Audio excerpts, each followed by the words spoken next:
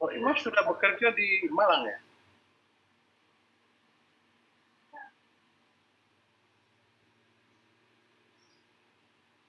Siti Soimah, dengar saya? Siti Soimah belum join, Prof. Oh, belum join? Ya. Siti Soimah belum, Prof, yang sudah join Pak Dadang. Oh, yang sudah join Pak Dadang. Ya. Susi? Saya udah join, Prof. Susi siap di Malang kan? Iya, di Malang. Sudah bekerja juga? Iya, Prof. Saya dosen di vokasi UB, Prof. Jadi vokasinya cuma ini ya? Gimana, Prof? Iya, siap, Prof. Bu Susi senior saya, Prof. Pernah dipimpin oleh Pak Anu ya, Prof. Unti ya? Iya, Prof. Unti. Iya, Prof. Sekarang Pak Musadik? Bukan, Pak Mawardi, Prof. Oh iya, Pak Mawardi. Iya. Pak Mawardi ya. Baik, saya persilakan. Barangkali nanti sambil jalan aja yang belum masuk itu mereka akan join sambil jalannya. Iya, Prof. Silakan. Iya, saya izin share screen. Share screen, okay. You can do it.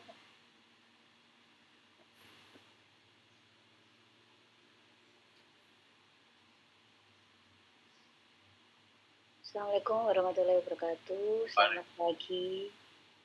Pagi. Tetap semangat ya, Bapak Ibu. Bapak Ibu tetap semangat ya. Semangat. Semangat ya, betul. Dan saya doakan tetap sehat juga. Baiklah, pada kesempatan pagi hari ini, terima kasih atas kesempatan yang diberikan. Saya akan sharing materi tentang Industrial Growth and Systematic Management. Bacanya growth ya? Growth. Bukan, tapi growth. Growth. Pertumbuhan ya? Oke. Industrial Growth and Systematic Management. Bahasan kita pada pagi hari ini terbagi menjadi 3. Yang pertama adalah revolusi dalam pertumbuhan perusahaan. Kemudian kita akan bahas chapter yang kedua, yaitu kebangkitan manajemen sistematis. Dan yang ketiga, kita akan membahas tentang situasi ekonomi, sosial, politik, dan teknologi di Amerika Serikat pada era manajemen ilmiah.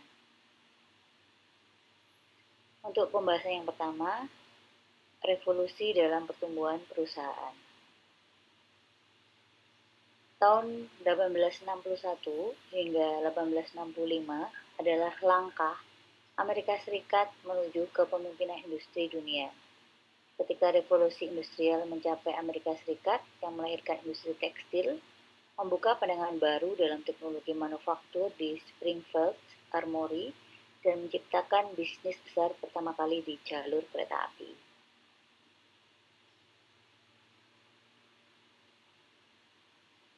Revolusi industri di Amerika Serikat dimulai dengan tekstil, tapi perubahan tekstil membuat kemajuan yang relatif sedikit dibandingkan metode manajemen Inggris sebelumnya.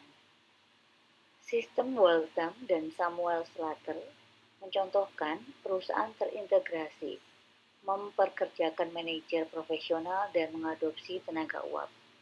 Sebagian besar perusahaan di Amerika Serikat sebelum Perang Saudara dimiliki oleh keluarga kecil dan terbelakang secara teknologi. Springfield Armory menggunakan teknik manajemen yang lebih maju, tetapi manajemen sistematik dimulai dari di jalur kereta api. Jalur kereta api yang ditenagai oleh uap memimpin revolusi transportasi. Telegraf dan kabel transatlantik menciptakan revolusi komunikasi.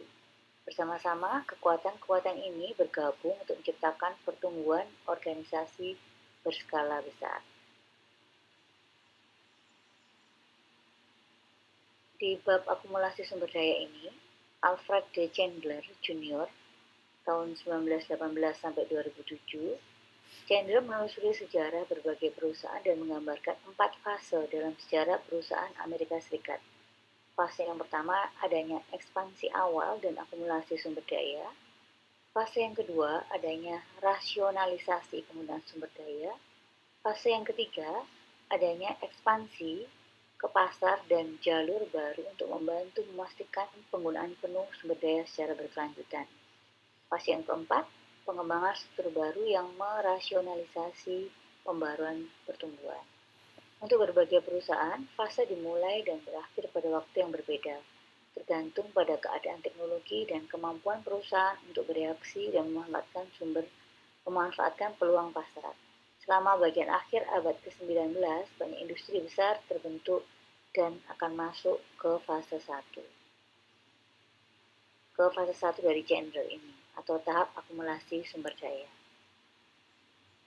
Chandler mencatat dua aspek pertumbuhan industri dan periode waktunya. Yang pertama adalah pertumbuhan horizontal dari tahun 1879 hingga 1893 dan pertumbuhan vertikal dari tahun 1898 hingga 1904. Apa yang dimaksud dengan pertumbuhan horizontal maupun pertumbuhan vertikal?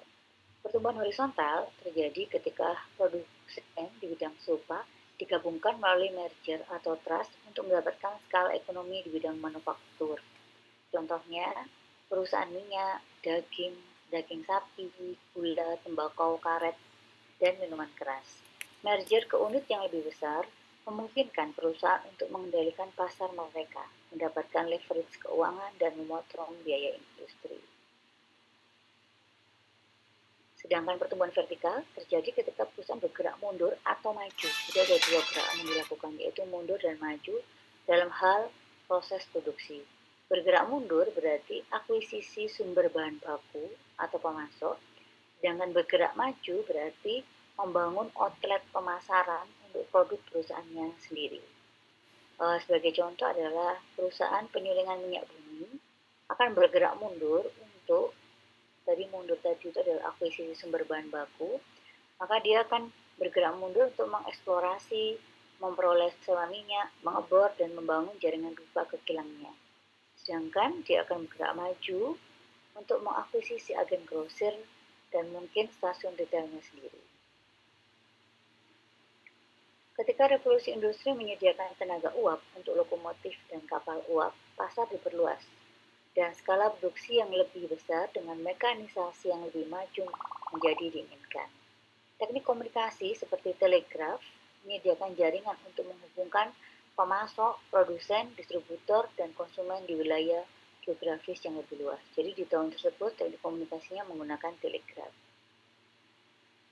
Dalam istilah Chandler, industri padat modal ini harus beroperasi pada skala efisien minimum, yaitu pada tingkat yang menghasilkan biaya unit rendah untuk mencapai keunggulan biaya.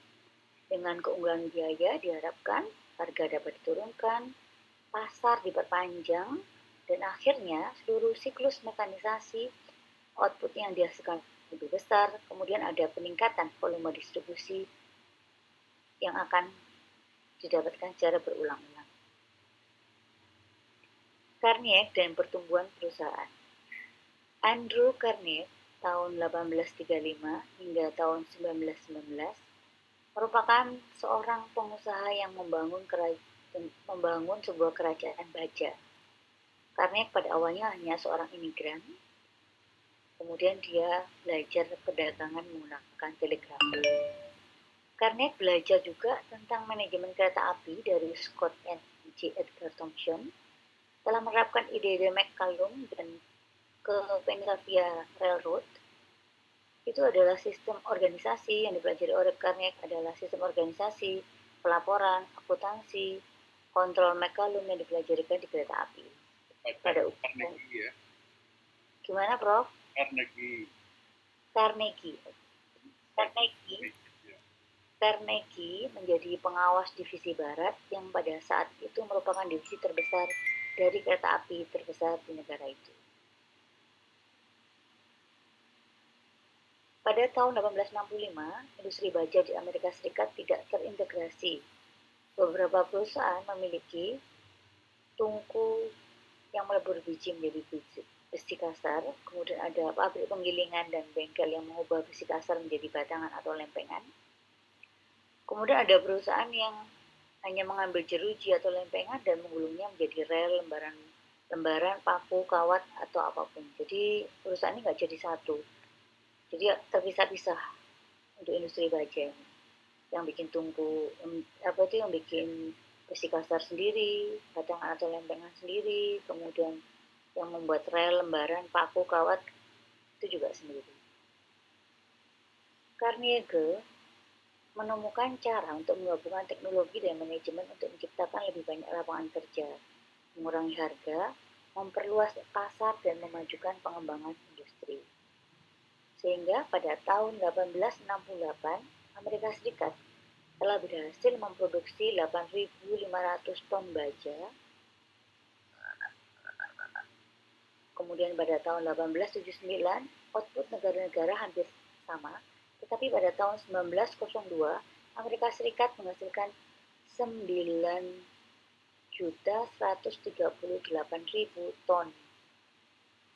Sedangkan Inggris hanya menghasilkan 1.826.000. Dan di sini kita bisa lihat bahwa industri di Amerika Serikat telah menunjukkan keberaniannya dengan adanya peningkatan produksi baja dari tahun 1868 dari jumlah 8.500 ton menjadi 9.138 ton.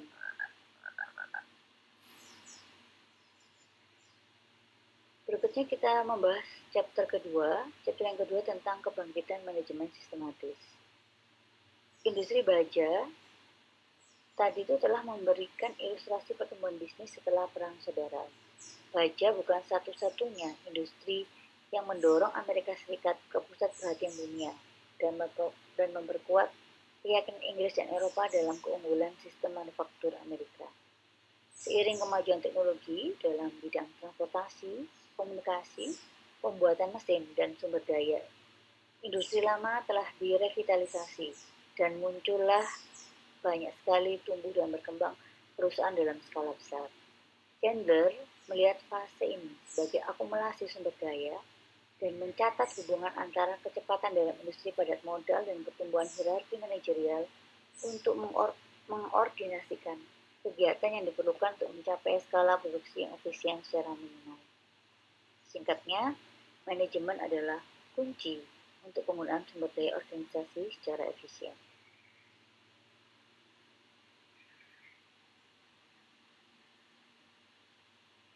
Daniel McCallum membawa manajemen sistematis ke beberapa jalur kereta api, dan Andrew Carnegie belajar dengan baik dan menciptakan raksasa baja.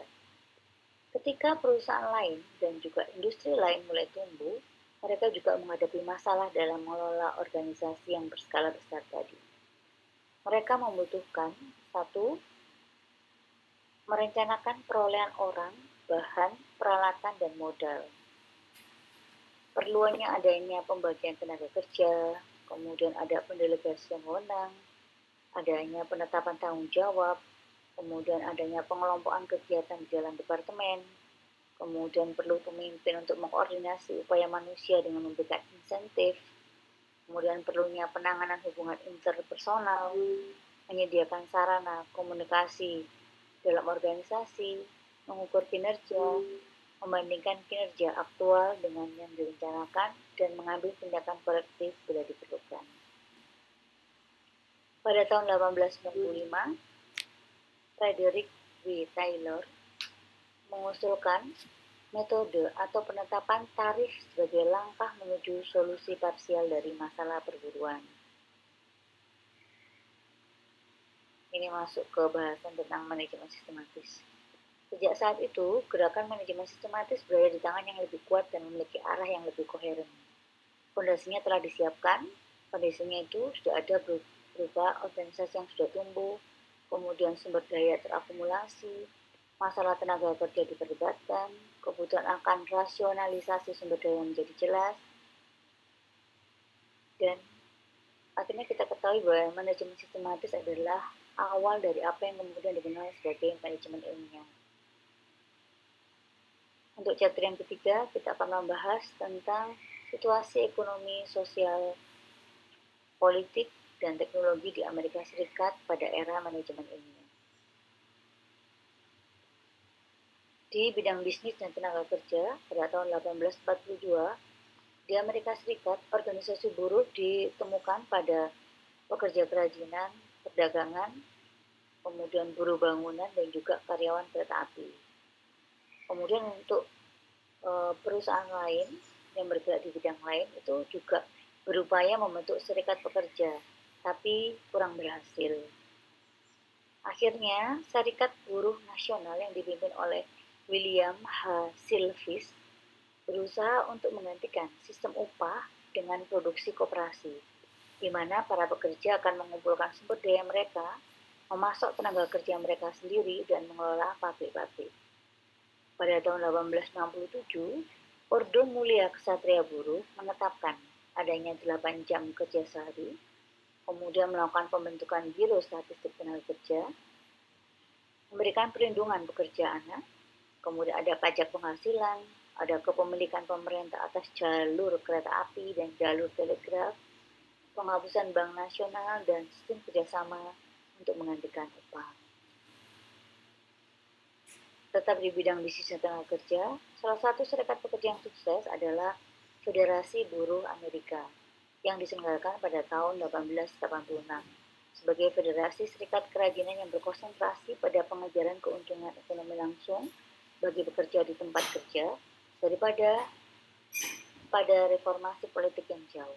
Di bawah kepemimpinan Samuel Gompers, keanggotaan meningkat dari kurang dari 200.000 orang pada tahun 1886 menjadi lebih dari 2.865.000 di tahun 1924 ketika Gompers meninggal dunia. Impuls inventif dan inovatif. Perusahaan bisnis pada paruh terakhir abad ke-19 adalah ciptaan yang sepenuhnya berbeda dari perusahaan lokal, milik keluarga dan yang dikelola dan pada karya pada periode pra-perang saudara. Thomas Edison dan juga George Westinghouse memungkinkan kekuatan alami listrik untuk diubah, ditransmisikan, serta dikendalikan oleh manusia. Kemudian ada John D. Rockefeller. Pasar minyak tanah tadi digunakan untuk penerangan, digantikan dengan listrik. Kemudian ada telepon Bell, tidak perlu mengikuti rel kereta api dan menandai awal dari American Telephone dan Telegraph Company. Kemudian ada Eliza Gray menemukan faks pertama yang bernama telautograph untuk menulis faksimil dan menggambarkan untuk transmisi melalui telegraf. Bisnis dan pemerintah, benih-benih reformasi. Setelah pembunuhan Presiden James Garfield, Undang-Undang Layanan Sipil tahun 1883 atau yang lebih dikenal dengan Undang-Undang Pendleton disahkan. Tujuan adanya reformasi layanan sipil ini adalah 1. Untuk membentuk karyawan yang berkualitas, 2. Untuk memberikan stabilitas dalam infrastruktur pemerintah, yang ketiga, dengan demikian, benih-benih manajemen sistematis dan rasionalisasi tampaknya telah beroperasi di sektor publik maupun swasta. Chapter yang terakhir tentang ringkasan.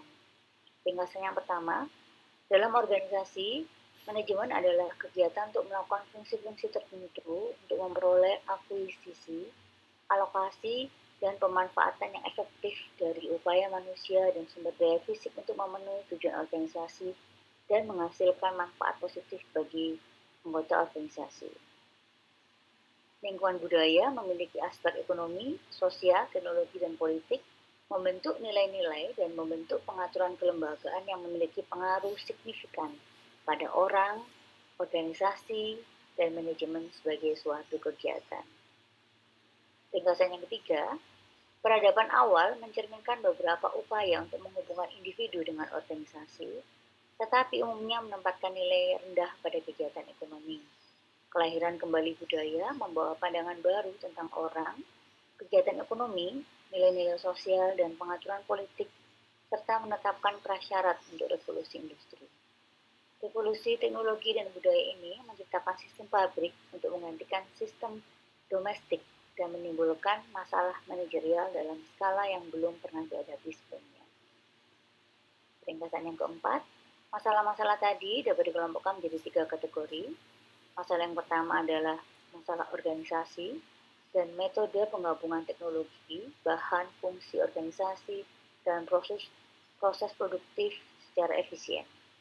Masalah yang kedua adalah masalah manusia dalam memperoleh, mengembangkan, merangsang, dan mengendalikan perilaku manusia menuju tujuan yang terbentuk sebelumnya.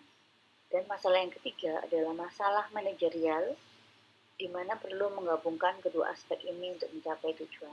Jadi masalah organisasi dan masalah manusia ini tergabungkan.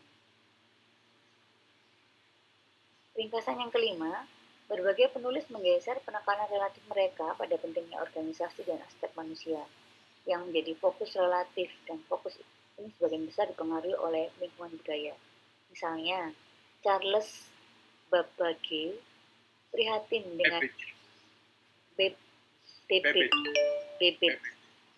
Charles Babbage prihatin dengan masalah manusia di pabrik, tetapi minat utamanya adalah analisis teknik produksi. Sedangkan Robert Owen lebih peduli dengan dampak industrialisasi pada manusia. Sedangkan Henry Parnopur prihatin dengan sistematisasi rel kereta api, tetapi mengakui interaksi organisasi dan aspek metode dengan aspek manusia.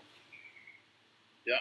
Nah, berikut ini ada gambar 6.1 yang merupakan ringkasan pemikiran manajemen sebelum manajemen ilmiah. Ini menunjukkan ide-ide awal tentang kegiatan manajemen, menggambarkan penekanan alternatif pelopor manajemen, kemudian menggambarkan penekanan, memberikan dasar juga awal untuk era manajemen ilmiah di Amerika Serikat. Kalau kita lihat di gambar ini, maka di gambar yang paling atas sendiri, itu ada people seek satisfaction of their needs through organized effort, giving rise to management and as an activity. Jadi di sini orang itu mencari kepuasan kebutuhan mereka melalui upaya terorganisir sehingga menimbulkan manajemen sebagai kegiatan. Kemudian dilanjutkan dengan adanya early civilization, parochial view of management function in the military, the household, the church, and government. Jadi di sini ada peradaban awal. Peradaban awal ini memakai pandangan parochial, manajemen function, fungsi dari fungsi manajemen tadi, itu terjadi di militer, kemudian di rumah tangga, gereja, maupun di pemerintahan. Berikutnya, the culture rebirth established precondition for industrialization. Jadi di sini terjadi kelahiran kembali budaya yang membentuk prasyarat untuk industrialisasi. Kemudian, Industrial Revolution in England created factory system and managerial problem. Jadi, revolusi industri di Inggris itu akhirnya menciptakan sistem pabrik dan masalah manajerial. Akhirnya terbagi menjadi dua, ada beberapa pendapat. Pendapat yang pertama, fokus pada organisasi dan juga metode. Itu ada Babbage, Dupin, Montgomery, dan juga Euler. Sedangkan yang berfokus pada masalah manusia yang berkaitan dengan manusia adalah Owen.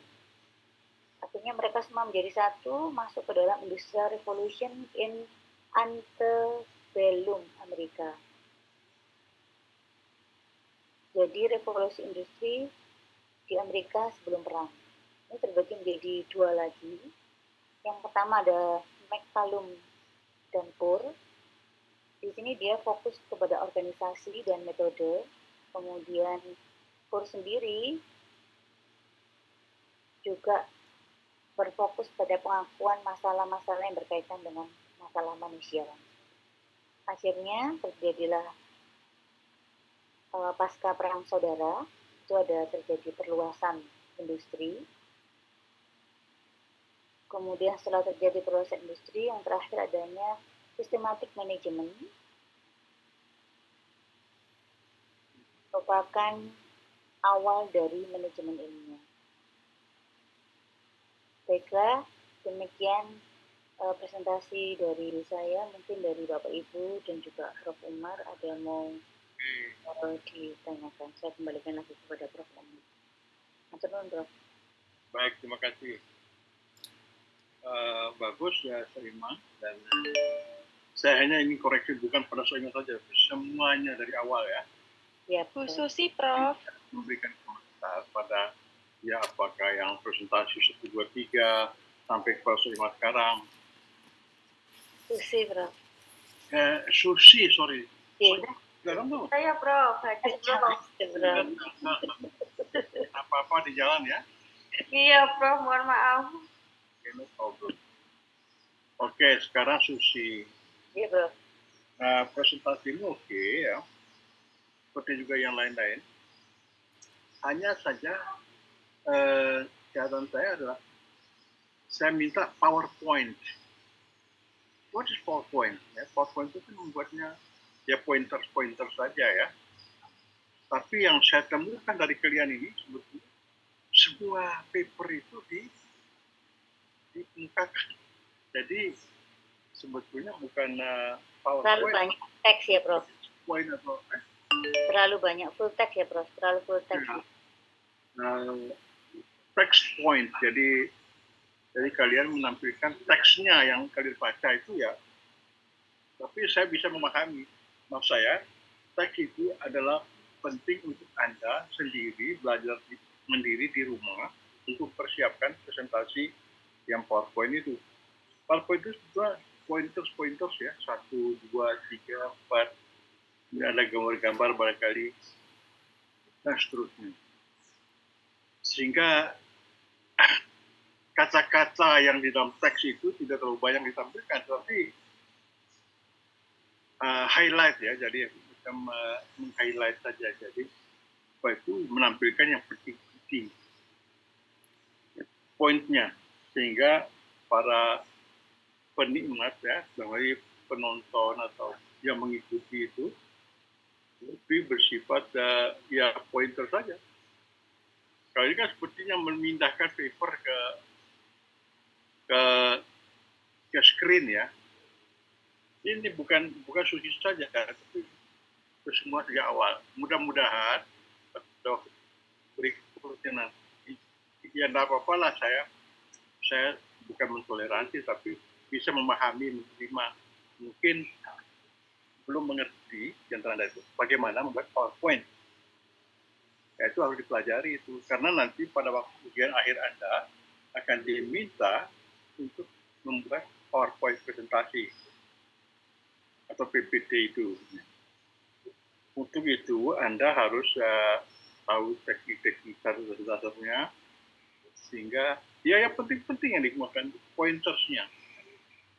Nomor 1, 2, 3, A, B, C, D, atau apalah gitu ya. Ada juga yang gambar-gambar yang menarik ya. Tidak apa-apa. Saya kira begitu, dan presentasi Susi lewati pada hari ini saya kira cukup komprehensif ya. Jadi ini cerita mengenai bagaimana perkembangan manajemen dan industri berkembang riset di Amerika pada waktu itu. Yang ceritanya itu ya berkaitan dengan apa yang kita hadapi sekarang, terutama yang berkenaan dengan sistematik manajemennya. Ada juga MSDM-nya atau human resource-nya, di mana kita melihat bahwa cerita mengenai pertumbuhan industri itu kan sudah kita pahami ya, dan ada urutannya ya, jadi ada tekstil, ada telepon, ada kimia, macam-macam lah ya. Tapi juga yang kita pahami adalah perkembangan pekerja industri atau para buruh yang selain bekerja, mereka juga itu kemudian membentuk yang namanya federasi ya. Barangkali di Indonesia itu namanya mungkin Serikat buruh ya. Ya, serikat buruh lah, serikat buruh ya, SB. Kemudian dari segi dulunya kan tidak ada itu Tetapi dengan perkembangan industri yang begitu maju, menuntut mereka bekerja dengan baik, waktu dan macam-macam, hingga memunculkan banyak problem. Ya. Banyak problem itu artinya ya mungkin barangkali pengerahan kerjanya itu bisa tanpa batas, kemudian dipaksa, kemudian mendorong mereka berfederasi atau berorganisasi untuk bisa menampilkan sesuatu yang bisa dianggap sebagai ya menentukan nasib mereka. Oleh karena itulah mereka muncullah federasi-federasi buruh atau kerja. Nah, di samping itu ada lagi manajemen, ya para manajer, para pemilik perusahaan juga concern dengan sesuatu yang mereka perlukan untuk memperbaiki cara kerja. Disitulah muncul systematic management itu. Ya ada bagaimana jadwal, bagaimana peralatan, bagaimana manusia. Yang kesemuanya itu relevan perbaikan-perbaikan manajerial di perusahaan sekarang dan ke depan. Dan sampai sekarang saya kira banyak sekali yang kita alami dari perkembangan pada waktu yang lalu itu kita jadikan pelajaran, dan itulah yang kita pelajari. Terus hubungannya dengan administrasi, yaitu administrasi manajemen kan begitu ya, Henry Fayol, dan memang kita bisa menyatakan bahwa administrasi lebih merupakan part yang besar atau area yang besar, yang bagian itu adalah manajemen. Tapi ada juga pendapat mengatakan bahwa management and administration are the two same or the two part of points ya. Jadi belahan dua belahan daripada satu poin. Ada banyak pendapat lagi. Dan kalau Anda melihat Henry Fayol, pendapat bahwa dia juga menggunakan yang namanya the principles of management, yang menyatakan bahwa itu ada principles of administration ya. Henry Fayol itu kan berasal dari Prancis, jadi dia melihat administration itu adalah management itself. Sementara pendapat yang lain juga management is part of administration. Jadi manajemen itu adalah salah satu sisi atau bagian daripada administration. Baik, saya persilakan pada Anda yang lain-lain untuk mempertanyakan atau melihat secara kritis apa yang dipresentasikan atau yang disajikan oleh Susi. Silakan, ada? Raise your hand if you want to ask question atau kasih komen. Baik, saya sedikit, Prof. Komen sedikit. Mau komen ya? Iya, Prof. Iwan gede Iwan. Iya, Prof. Silakan. Jadi tadi disampaikan Bu Susi, ini memang saya melihatnya ini di zaman-zaman industrialisasi yang disampaikan tadi, itu masuk ke zaman Gilded Age ya istilahnya di Amerika itu. Jadi zaman di masa sekitar tahun 1877 sampai 19 ya, 1900 gitu. Di zaman-zaman lahirnya satu tokoh yang tadi terlihat ya, yaitu John D. Rockefeller. Ini terkenal sekali karena tokoh ini adalah miliarder pertama, artinya orang terkaya pertama di dunia pada saat itu ya. Itu menarik sekali. Jadi mungkin penjelasan tentang John Rockefeller ini akan cukup menarik perhatian ya, terutama perkembangan industrialisasi. Karena di masa-masa Golden Age ini kan masa keemasan ya di Amerika itu. Jadi dan tentu saja tadi disampaikan ada penemuan-penemuan di bidang di telepon, kemudian penemuan-penemuan sistem ya di bidang keuangan dan sebagainya. Namun ada masalah utama di sana tadi belum muncul ya. Salah satunya adalah adanya ketimpangan antara orang kaya dan orang miskin, sangat tinggi pada zaman Golden Age. Itu yang menjadi sejarah, karena Rockefeller ini nama yang sangat terkenal dan sebagai pemula sampai saat ini ya. Jadi nama keluarga Rockefeller ini mendominasi ya, di industri orang terkaya di dunia. Itu saja mungkin komentar saya, Prof. Saya kebetulan di bagian ini menyangkut masalah industrialisasi di Amerika Serikat.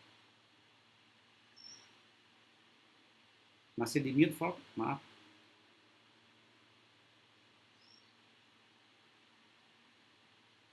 Ya, nama Rockefeller itu sangat-sangat dikenal bahkan sekarang.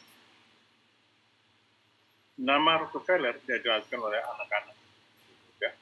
Bahkan mereka punya yayasan, ya, Rockefeller Foundation, yayasan Rockefeller, yang memberikan beasiswa pada pemuda-pemuda seluruh dunia untuk belajar di Amerika. Ya, jadi kita tahu ada mungkin ada dosen dari UGM, dosen dari UI, dari ITB, bla bla bla, ya, yang belajar ke Amerika dengan biaya atau beasiswa dari Rockefeller Foundation. Ya, jadi memang betul itu. Jadi fenomenal dan monumental sekali namanya itu.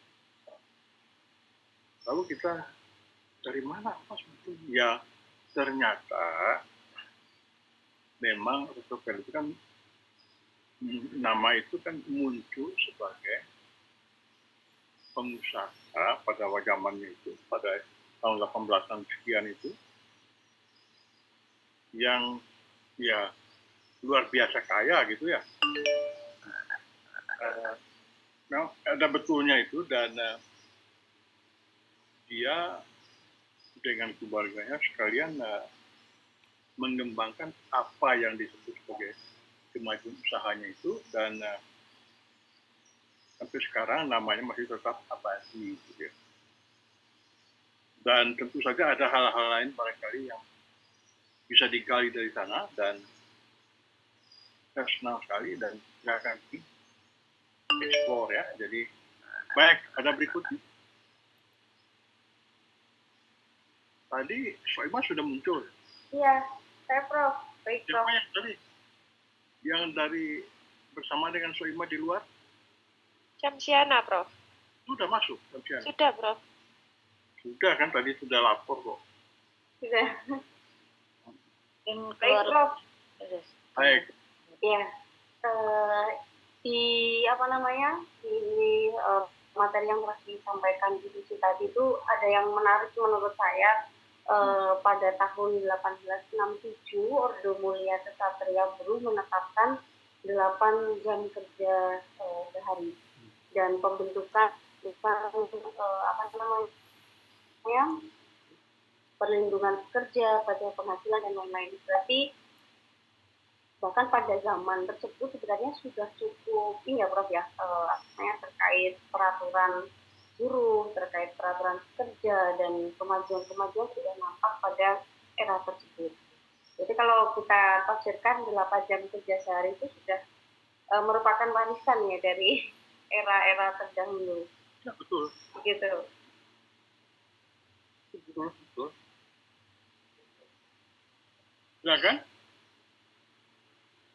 Nah, namun di sini ada yang namanya sistem kerjasama untuk menggantikan upah. Nah, mungkin sistem kerjasama menggantikan upah ini maksudnya seperti apa ya, Prof? Sepertinya tadi belum begitu disampaikan dengan detail. Sekarang saya minta Susi menjawab apa maksud Susi. Kerjasama menggantikan upah. Ya, siap, Prof. Itu tadi di slide yang ke berapa ya, Bu Soima?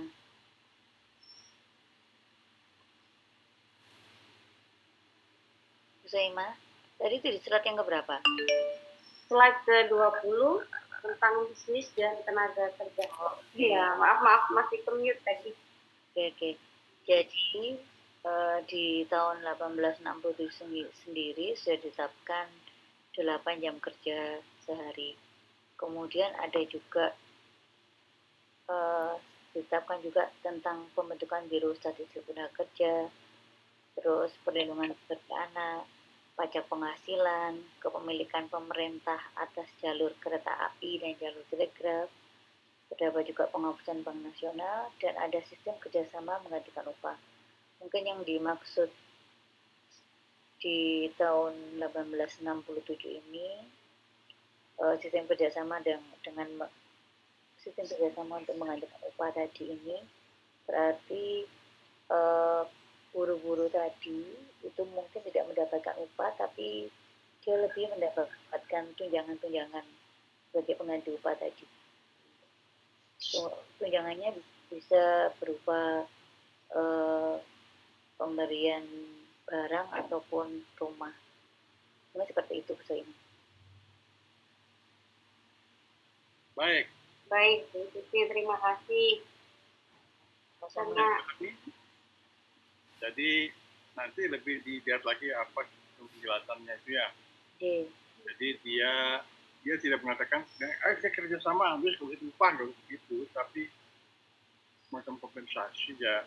Jadi kerjasamanya itu ya dalam arti ada tunjangan-tunjangan lain ya yang diberikan oleh perusahaan pada para pekerjanya. Misalnya tunjangan hari tua, tunjangan istrinya melahirkan, bla bla bla, tunjangan banyak lah itu ya. Dan tunjangan-tunjangan itu yang semuanya itu bukan menggantikan upah, ya menambahkan ya. Jadi sebagai sesuatu yang perlu dikompensasikan juga gitu. Ya, Bro. Dan pada manajemen kerja modern sekarang ini, saya kira banyak sekali itu hal-hal yang dikembangkan oleh perusahaan untuk para pekerjanya. Misalnya daycare untuk anak-anaknya. Jadi itu semacam itu adalah kalau dihitung itu ya. Jadi kalau dihitung membayar daycare itu berapa itu kan? Iya, sendiri. Kalau dia bayar sendiri, misalnya anaknya masih usia sekolah gitu, sampai menunggu ibunya bekerja, mereka disediakan namanya daycare atau pelayanan untuk anak kepada si ya, dan itu jadi keuntungan bagi pekerja. Dan kalau dihitung, itu tentunya akan menambah gaji atau pendapatan upah. Yang itu adalah lebih ya, yang kalau ya itu sebagai pengganti ya, yang ya, sebagai penambah ya. Ada tunjangan ini, tunjangan itu yang kemudian memberikan kenyamanan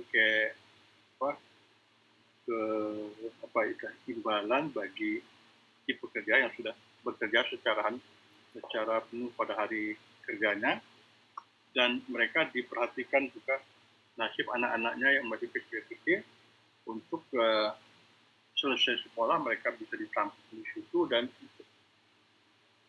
selesai, dan itu menjadi keuntungan bagi para ibu yang bekerja, terutama para ibu ya.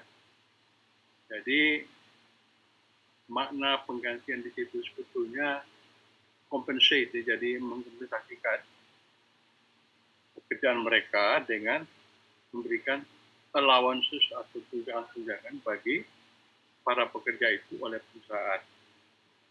Nanti silakan didalami lagi apa maknanya seperti itu ya, apa yang ditampilkan sebagai mengganti upah itu tadi. Begitu ya? Iya. Oke. Oke, Prof. Terima kasih penjelasannya, Prof. Ada lagi yang lain?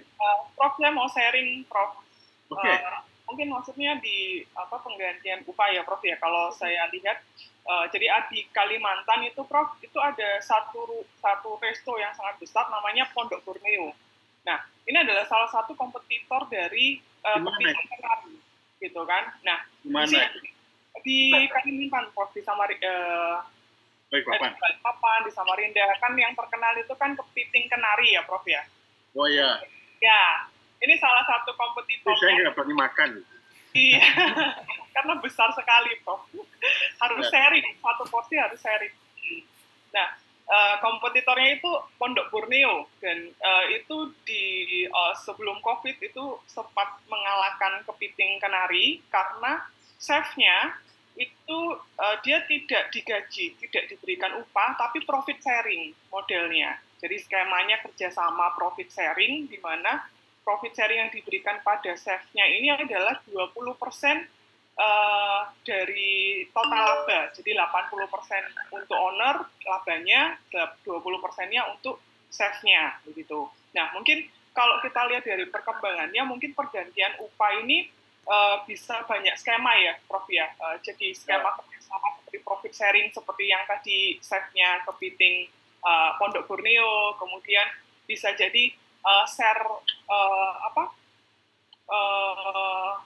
obligasi atau saham begitu kan, dikompensasikan dengan pegawainya diberikan saham begitu kan, penggantian upahnya begitu. Karena kalau yang kejadian di Kalimantan itu pun yang Pondok Borneo itu akhirnya sekarang meredup karena chefnya keluar, dikarenakan setelah besar diganti pemberian upah, jadi digaji, chefnya digaji gitu. Mungkin dia merasa bahwa yang didapat kalau profit sharing 20% itu lebih besar dibandingkan kalau dia diberikan upah. Jadi dia beranggapan bahwa penggantian upah itu ya mungkin seperti profit sharing seperti itu, Prof ya, gitu kan. Jadi mungkin ya perkembangannya banyak skema ya, Prof ya, kalau penggantian upah ya. Saya kira betul apa yang dikatakan oleh Christine ya. Jadi ada bermacam-macam skema atau skema yang bisa dipakai untuk menyatakan bahwa ini menggantikan upah. Jadi dia tidak memberikan upah bulanan, upah harian, mingguan, ya, tapi namanya profit sharing itu juga bisa selalu bentuk. Ya, it can be ya, jadi bisa jadi itu dan menarik juga. Dan ternyata setelah dibuat aturan baru kan banyak chefnya yang keluar kan? Iya benar, Prof. Waktu digaji bulanan chefnya banyak yang keluar. Ya, karena chef itu kan sebetulnya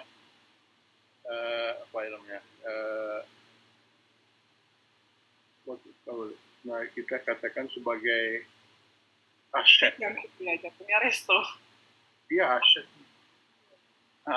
Resto-resto itu. Ya, apakah dia pemakan yang terkenal ataukah kafe-kafe itu. Dan memang itu menjadi sesuatu menggantikan, jadi tidak diberi tapi kamu ambil ini aja, tidak diberi begini, saya punya skema begini ya. Saya kira betul ya, nanti bisa ditelaah lagi, coba Suci maupun Soima bersama-sama melihat lagi ini sebetulnya ya, mengganti pendapatan, menggantikan gaji.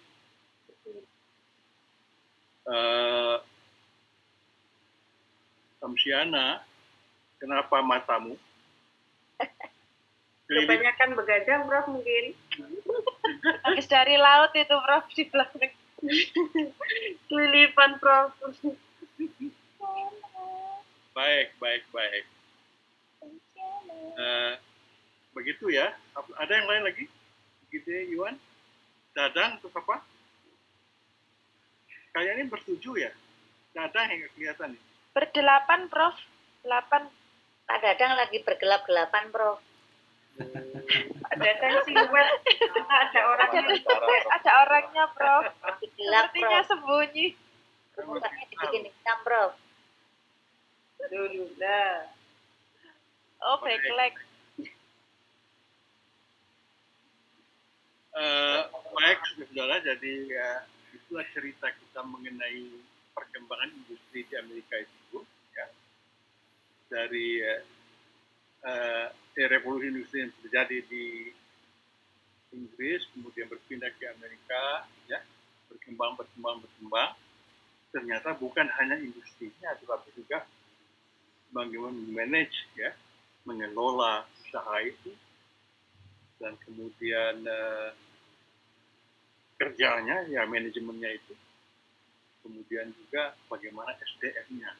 Yang ternyata SDM itu kan banyak sekali aspeknya itu. Aspek pendapatan, aspek nasib, aspek perbaikan, aspek perhatian, sehingga kesemuanya itu mendapatkan perhatian juga. Dan itu menjadi pola yang ada, yang kita ikuti sekarang ini. Ya, sehingga muncullah scientific management, kemudian ada macam-macam itu, ada job enrichment, ada job enlargement, ya. Semua itu adalah cara-cara bekerja, cara-cara manajemen, ya. Baik, itu diskusi kita pada hari ini, dan kalau tidak ada lagi, saya kira kita bisa akhiri pertemuan kita pada hari ini, ya. Baik, Prof. Sampai jumpa pada waktu yang akan datang. Dan Mantap. atau bertanya kepada Eka, jam berapa kita kuliah? Ternyata masih juga ada yang belum masuk sesudah saya masuk zooming gitu, ya. Mohon maaf. Saya mulai jam 8 sudah masuk Zoom, Prof. Jam setengah 8. Iya, Jam Prof. Anda jam Ya, 7.45 itu sudah bisa kita mulai starting, Oke. ya. Ya, Prof. Ya, Prof. Mohon maaf.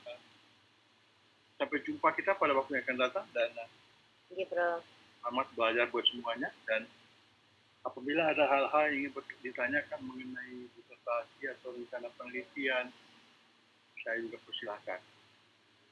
Silakan dipikirkan. Mungkin pada waktu yang akan datang. Oke, terima kasih, Prof. siap, Prof. Prof, Siap. terima kasih, Prof.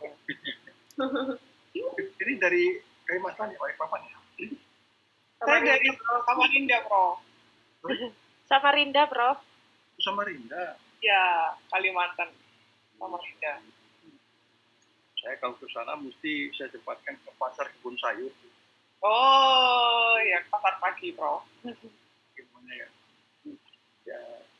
Ya makan lah. Makan patin bakar gitu ya. Ya, benar. Ya di situ. Jembatan Mahakam ada 2, Prof. Jadi ada jembatannya kembar sekarang. Lebih besar. Nggak usah alternatif lah, cukup di situ aja.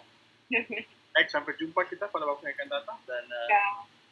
selamat belajar buat semuanya. Ye, siap. Oke, Terima kasih, Prof. Terima kasih, Prof. Prof. Terima kasih banyak, Prof. Sehat Terima selalu, kasih, Prof. Prof.